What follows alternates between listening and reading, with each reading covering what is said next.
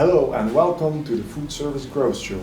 My name is Carl Jacobs and I'm the co-founder and CEO of Apicbase. In this podcast, we are looking for answers on how to grow your food business. And in this episode, I'm talking to Daniel Spinath, the co-founder of Crêpeaffaire, and I had a lovely conversation.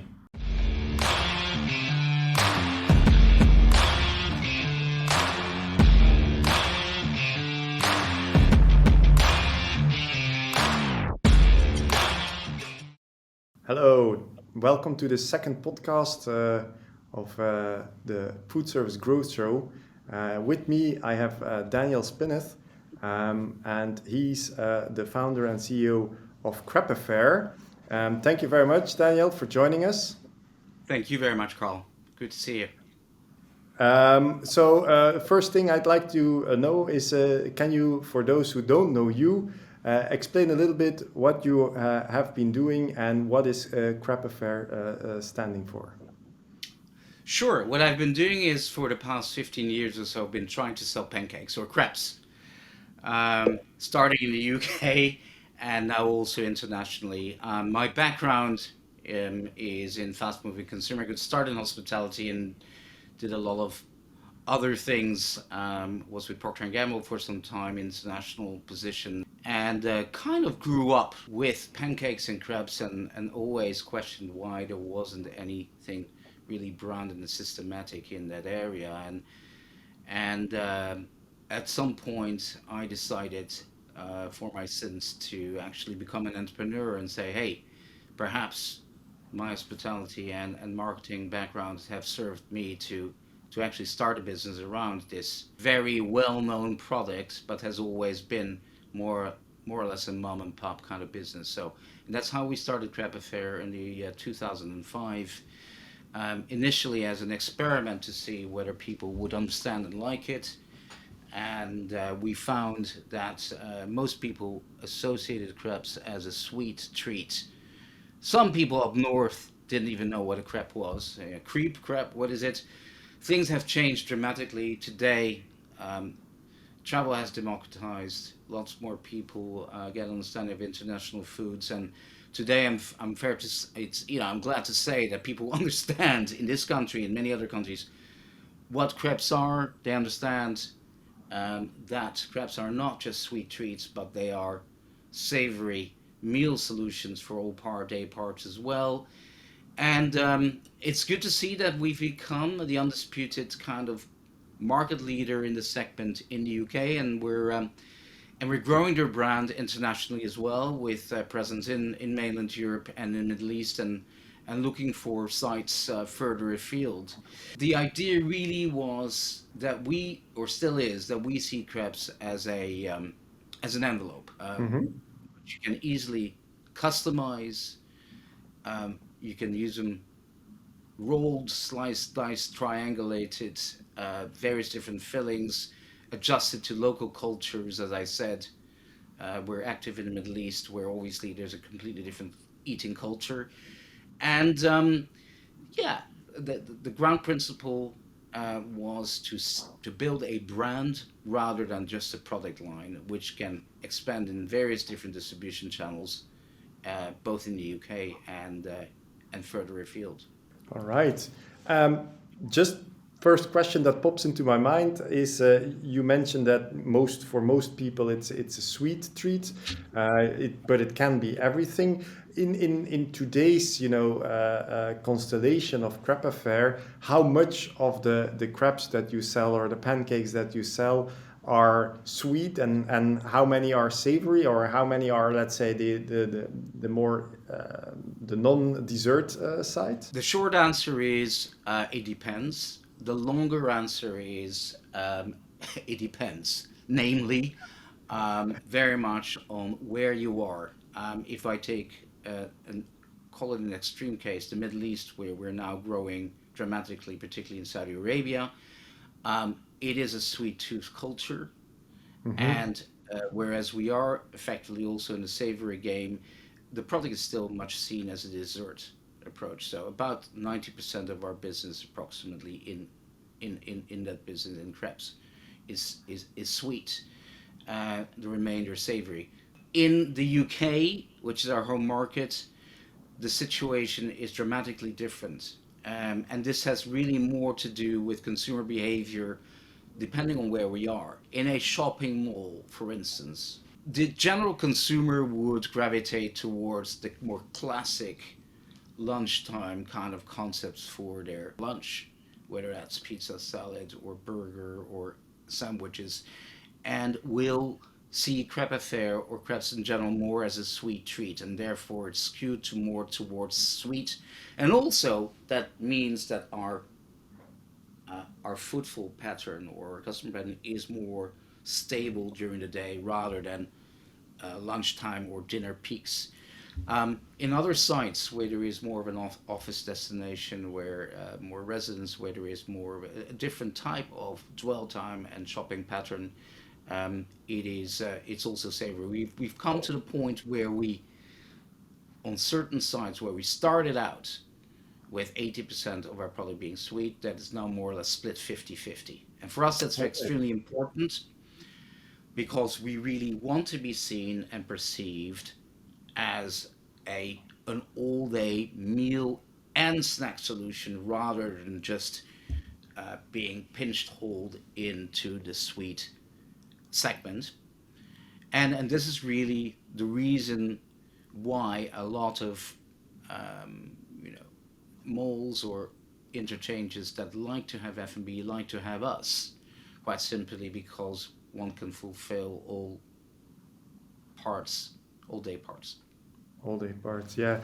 And the other thing that caught my attention is the fact that you say we are very entered on the local cultures. So, is there something like the crepe affair crepe, or is it always very local inspired? And how do I have to imagine, the Yeah. menu card of crepe affair, not just in the UK but globally? 60 to 70% of our product line is more or less the same across the board, and this is you got universal consumer taste almost everywhere in the world nowadays. And this is around chocolate, about fruit, and so forth and so on. Um, Again, Middle East, where there's a different eating culture, where there's a halal culture, we're catering to other religious groups as well. Obviously, um, their adjustments need to be made. We're looking currently at entering the US, whereby it's not just about different eating habits, but it's also about different patterns of consumption. People will come in for a breakfast. They will drive to a place to have a breakfast, for instance, where we need to be a lot more sensitive as well to peripheral products that go into the mix, where you're looking Yeah. at yogurt pots and so forth and so on. So, but in essence, the Crepe Fair brand is a hard brand in that we have a very clear and strong brand identity. You see that in our color coding, in our furniture. However, we don't want to be seen as a chain. We want to be seen as a group. And the advantage of being a group, it allows local outlets and local cultures to adjust the menu, to adjust also layout and so forth and so on um, to different cultures. So do I understand correctly that a chain for you is a group of restaurants that do exactly the same, type McDonald's, and a group of restaurants, the way you define it, is you have a hard brand kind of brand guide, but still there's local changes possible. Yeah, I think that's a good analogy. I think, I mean, well, you mentioned McDonald's. I'm an enormous fan of McDonald's. Even a very standardized chain like McDonald's has some time ago come to realization that local differentiation is very important. If you look at the local differentiation in terms of products and also layout, McDonald's has been leading the way, and I don't think there is a need to have there is it's not mutually exclusive. You can have a very strong brand, but you can still be locally sensitive. I would say that on the other side of the spectrum, and I'm not saying anything negative about it, but it's certainly not something that we are certainly not, would be a subway, which wherever subway you go to in the world, they will also have always have fake uh, walls and a certain product line, and it served them well. It's not our approach. Yes, all right. Um, you mentioned in the beginning that you grew up with the crepe as a product. Is there like a story behind this, or is this just because you're from a culture where they eat a lot of crepes? There's a bit of a story behind it. I'm afraid that I cannot really bring into the brand story like my grandmother from Brittany who was having her own recipes and all that stuff. It's a lot less romantic than that. I grew up in Holland, and yes, that's the country of the pancakes. But I spent a lot of time with during my youth in the south of France, where there was this famous crêpe au grand marnier stand in Saint-Tropez, and which is iconic. And I always associated crepes with holiday, with good times, and it's a lifestyle product that I've always loved. And again, I think this is where, at some point, uh, the idea came.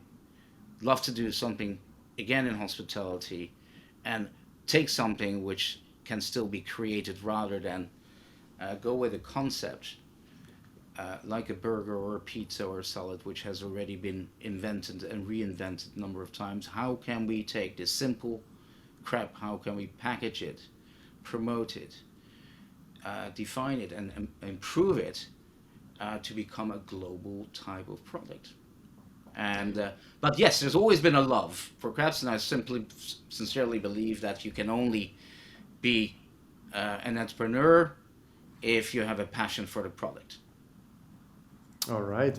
And one thing that I heard you say is coffee is an important driver as well. Can you give us a little bit of insight on the business side of Crêpeaffaire? How does it, you know, how do people spend their money? How do people spend their money? Well, hopefully, mostly with us, but within Crêpeaffaire, yeah. The idea is we are not yet a sandwich. We are not Mm-hmm. yet a place where people go every day necessarily, as they would go maybe Mm-hmm. to Pret a Manger to buy a sandwich. We see more and more loyalty, and we see more and more people seeing this as a meal occasion, but crepes are still very much seen as a treat type of product. Coffee has a completely different profile. People are intent of having the same coffee very often, every day, sometimes even more than once. And we pride ourselves on having a very good coffee, and we feel that coffee is a very important part of a business in order to basically get frequency in. And I think that's the whole point. So coffee represents today, depending on location, up to 20-25% of our business. And the principle is really um, be as relevant as you can be, not just with crepes, but with peripheral products that match the crepe concept, and use coffee really as the frequency driver to get the right people in, and to then have an opportunity also cross sell them on crepes. Mm-hmm. All right. And if you then I take then the cultural differences that you mentioned in the beginning. Is this everywhere? Is coffee like a global phenomenon, or also there do you need to serve more tea in the Middle East, or how does that work? I think coffee is a global phenomenon with some variations, and the Middle East is one where we effectively also do Turkish coffee. Um, but coffee is a universal element, and I think Mhm. this is where we also to our business partners basically explain this coffee effect. It's still a growing market. if you have a great and consistent product and you have the right training, the right beans, the right kind of approach, there coffee is a driving force. We see ourselves as the coffee plus concept very often, and we also promote ourselves as a coffee plus concept, meaning that we do what as well or sometimes better what the Costas, the Starbucks, and so forth do on the coffee side, Hmm. but we offer that plus, which the classic coffee chains are not necessarily very good at. We find in terms of poor packaged food and overpriced and not necessarily the right quality. That we can give that plus to Hmm. the consumer. That we can give that plus to any of our business partners that we work with, be they franchisees or other, where you can easily double or triple your average transaction value using the coffee as a key driver to get the same people in at a higher frequency. That's impressive. Um, Let me go a little bit into scaling the business. You come out of a probably well-paid job at Procter and Gamble. Then you say, okay, I want to be an entrepreneur. So you start with a concept. You have the concept in your mind probably a long time. Then you take the decision, the first shop to open the first shop. Can you tell me a little bit on how you go from the first shop to the second, to the fifth, to the sixth, and so on? Like, how does that scaling process works?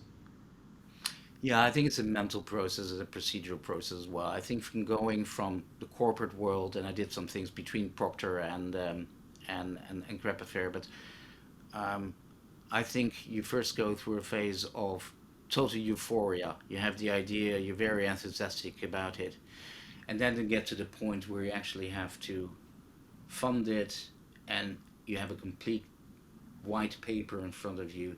So the first phase is you're scared. It's paranoia. It's like, is this going to work? And I think once you have your first store up and running, which is really a laboratory, lots of trial and error, you learn a great deal from it. And it it became clear to us after a few months in that this was a concept that was going to work and had the potential to scale. So I think the initial stages, and for me was certainly was from the stage of um, enthusiasm and then fear to actually get it up and running to say, okay, now what are the learnings? What can we learn from this first store? What can we learn from consumer behavior? And how do you get to then to store two and then to three? I think two and three were kind of similar. You basically pick up the things that you've learned from your first stores. You become a bit more adventurous in certain ways. You also downscale certain things that you thought would work and didn't. You promote those that work better than you thought. And that was a process that took about 2 years to get to store two and three. I think from store three onwards, and before you go international or franchising, that's when structural changes start to come in. That's when you realize that when you're in your own as an entrepreneur, there's not everything. You know, you need to start delegating a lot more. You need to have systems in place, be they financial, be they communication, be they inventory, and so forth and so on. Um, and you start cautiously, and because in a starting business, there's little money to basically fund this all. So it's again been a lot of trial and error. I think where we got to now, where we have a business which, internationally now, we're not big, but we have 30 sites, and there's consistency when it comes to product sourcing and marketing and other things. And yeah, it's been a jump. And Yes. at some point, you need to, when you get to the point of 10 plus, that's when you need to make decisions on investment into systems. And I think that was the key thing that you need to start prepare for growth. All right. And so you kind of move from a founder-led business to a manager-led business. How do you Yep. how do you structure the Crêpeaffaire business? I mean, what are is there an headquarters where you do central Yep. management, or is it a general manager kind of led business where every business has its own GM, or how is Crêpeaffaire structured? it, it, it's a bit a dual structure in that we tend to give our general managers, our restaurant managers, quite a bit of freedom, which is part of the attraction of working at Prep Affair. It's not too formulaic, but with a clear set of rules as well. Um, how are we organized? We today have a UK CEO. I stepped down as the CEO actually a couple of years ago, and I have the enviable title of founder, which means I can do a lot of fun stuff, such as talking to you today, Carl. And and so really, from a day-to-day perspective, Alan Kerslake, who is managing the business, is very much the center of gravity in the headquarters, basically managing the team, and yeah, but still very much uh, on a very collegiate way, in a very collegiate way, and this is what Mhm, Crêpeaffaire is all about. We're not mhm, bureaucratic, but it means that effectively he needs to have a strict control on all our systems. The way we can develop outside of the UK, do new things, new product lines, new concepts, such as Crep and Roll, which is a new concept we just launched, is that Alan and I work closely together on everything which is future. So it's fair to say I'm probably more focused on the future, on strategy, you have whereas the Alan vision. is focused on the today and the nearer future. But it goes hand in hand. And I think that um, we've made, I've made a great deal of mistakes of wanting to do too many things at the same time. Focus is always very important. And, and this structure, this dual structure actually allows us to focus on the things that are important now, but also focus on those things that will be important in the future. Yeah. And makes the business a lot more fun as well to operate. And in terms of the technology that you mentioned being important to be able to scale, let's say beyond 10 in your case, can you elaborate a little bit on which technologies you initially installed first, and how was there a hierarchy on how you implement those technologies, and how does the technology stack of Crêpeaffaire look today? Yeah, I think the priority initially was speed and efficiency at point of sale. And then how would that then connect to your back office, to inventory management, which is really the holy grail to try to get a totally integrated kind of business. That has always been a priority. We then very much looked at how can this integrate as well with real business results and labor management. Because again, in a food retail business, labor is very often your largest cost factor, besides your fixed property and your food costs, obviously, which is extremely important to manage well. So if you can bring this all together, um, that's great. And I think in the earlier days, we always tried to find that holy grail of this integrated system, and we found that was actually almost impossible. And it's really more of a best in breed approach to take and make a lot of mistakes.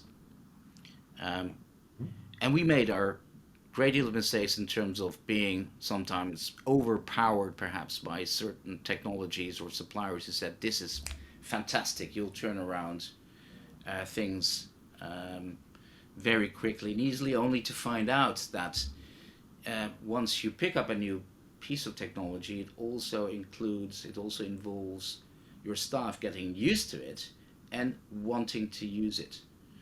I've been in my past corporate life been involved with much larger companies where extremely expensive technology was brought in, and 3 years later it wasn't working, quite simply because there was no cultural fit Yeah. with it at all.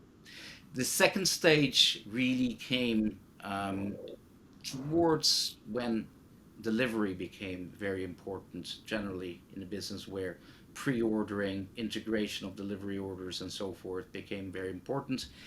COVID has obviously exacerbated the whole need for contactless ordering, pre-ordering, and so forth. So we were one of the front runners with that, and today we are operating a system which is partly digital, which is still also partly old-fashioned, and we believe very much in that dual approach, the high-tech, Mhm. high-touch approach in the hospitality sector being very important. The next step, and I think this is also where obviously you are with Apicbase are very involved, is really looking at how do we standardize recipes? How do we translate certain recipes from one place to another? How do we work which is what we're developing now on the CPU central production unit basis, where certain ingredients need to be packaged, need to be put together, and then transported somewhere else. So I Mhm. think the more you grow, I think, and the more you want to centralize certain things, the more the back office type of technology needs to play a much larger role. Yeah. All right. Yeah. As you mentioned, indeed, Epic Base does do a lot of the things that you just mentioned, but that's not what we're I here knew to you were talk. going to say that, Carl. That's not what we're here to talk about. I'm pretty much interested in something that you mentioned. It's the change word. Huh? It is making Yeah. sure that the people that work for you also embrace the technology that you bring into the business. And can you tell us a little bit on how you approached that thing, because indeed you can choose whatever software you need, but if you have a business that doesn't follow, if you the people don't follow, then this software won't do anything in your organization. How do you approach that?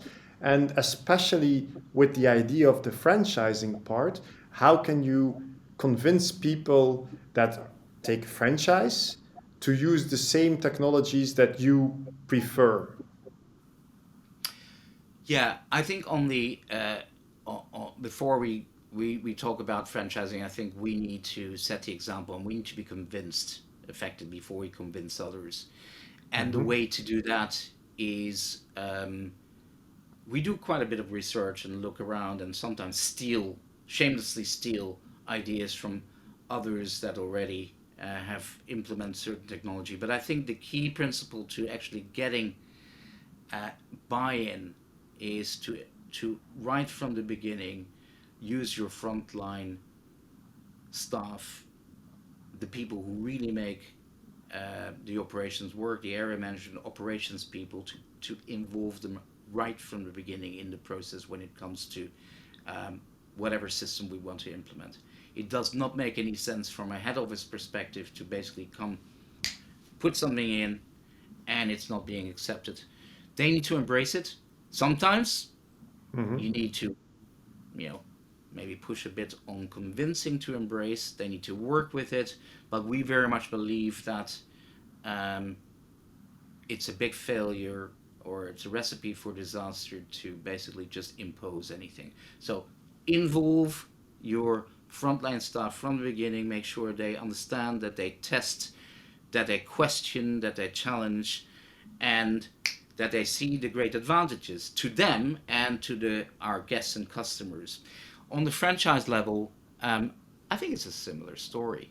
Once we can demonstrate that it works for us, um, then um, we can demonstrate that it will work for them, although not always. We have partners, for instance, in the Middle East, where it's the tail wagging the dog, because they are a few billion-dollar kind of companies that have their own technology platforms, and where it makes sense for us to listen to them and understand their challenges rather than impose. What we're trying to do as much as possible is to integrate. and to Mhm. say, okay, this works for us. This is why it works for us.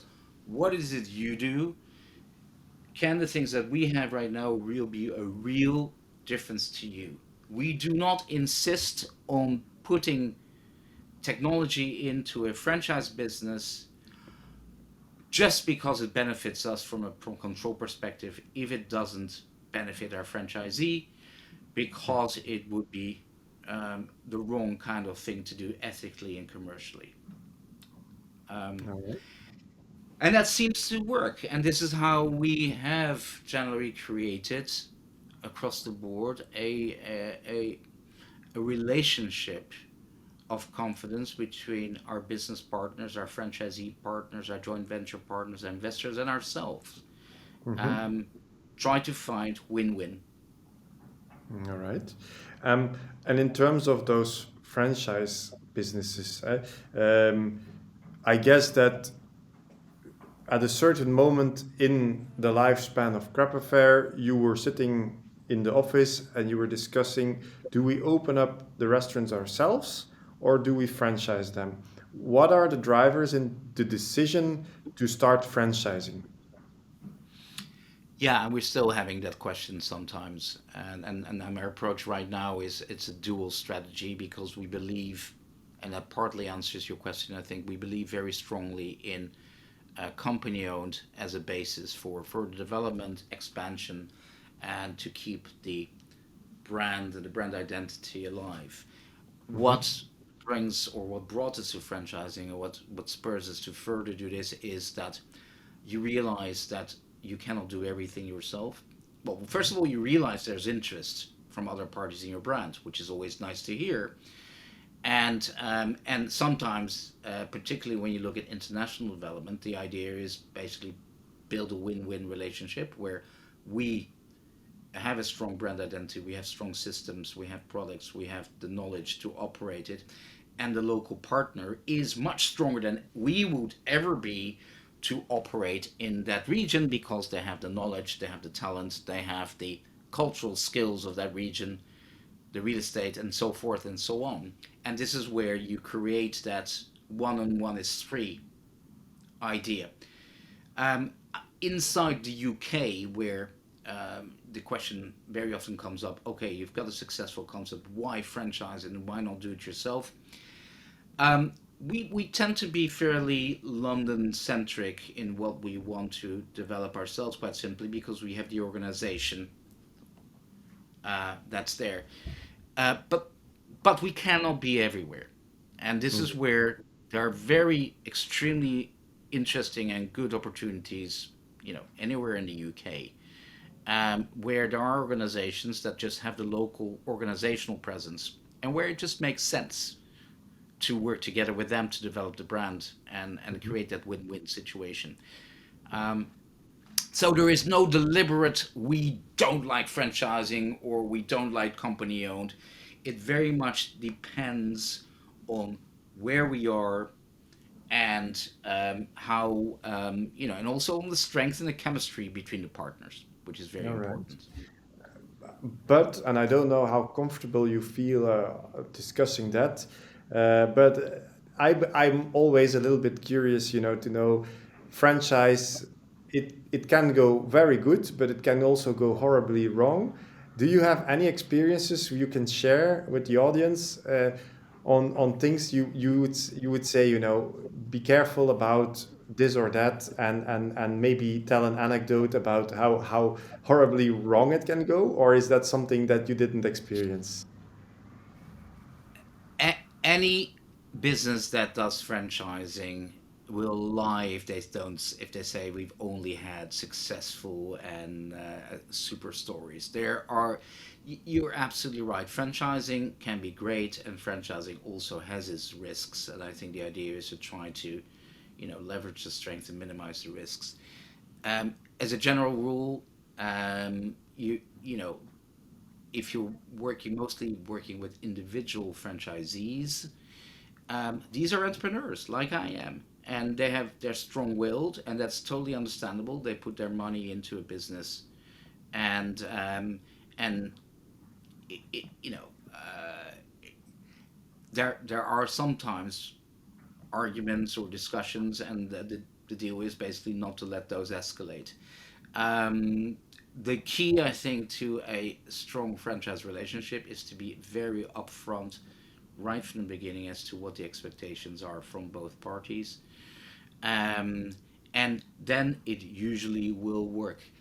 Anecdote about something that has gone uh, terribly wrong, I wouldn't say.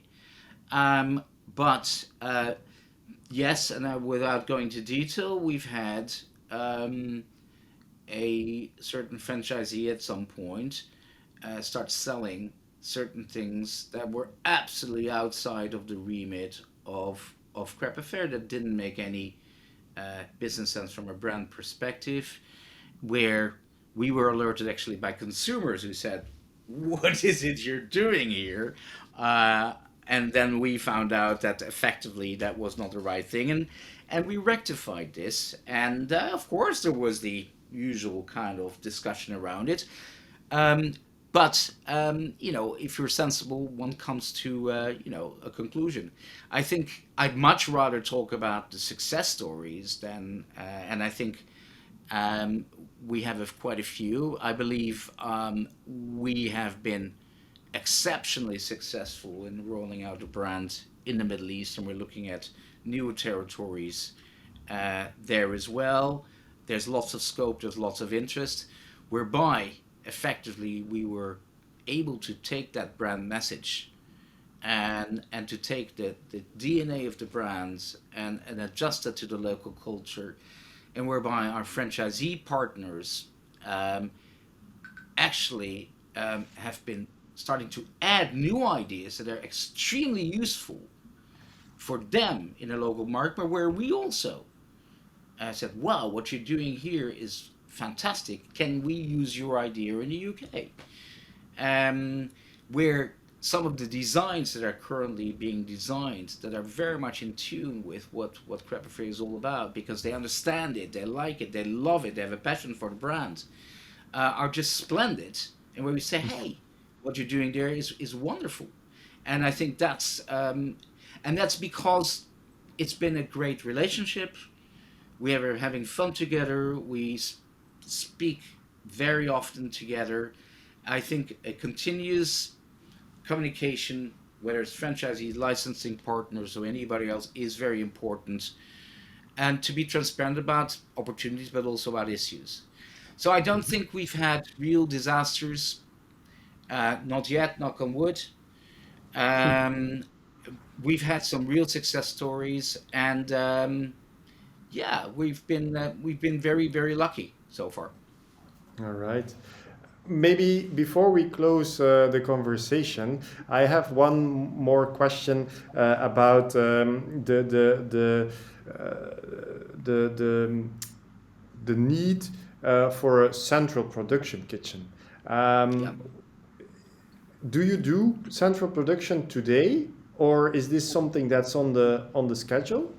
Okay, so the principal idea of crepe affair, the classic crepe affair as we know today, is that um, the products can mainly be produced in each location, in each unit, and supplies are being delivered by our main suppliers directly to those units. So there's no real need for central production.